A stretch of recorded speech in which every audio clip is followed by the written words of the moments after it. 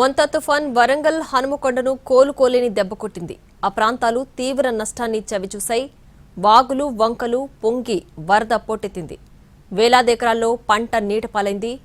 కన్నీరు తప్ప అన్నదాతలకు ఏమీ మిగలేదు.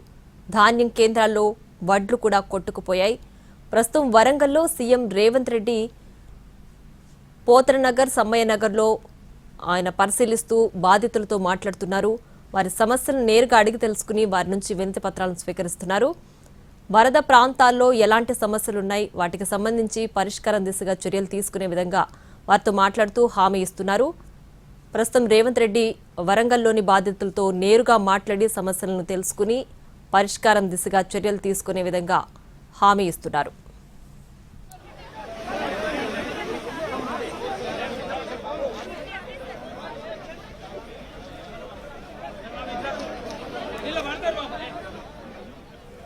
వరంగల్లో పల్లె పట్నం అనే తేడా లేకుండా రహదారులన్నీ కూడా ధ్వంసమయ్యాయి. రోడ్లు తెగిపోవడంతో రాకపోకలు మొత్తం బంద్ అయ్యాయి.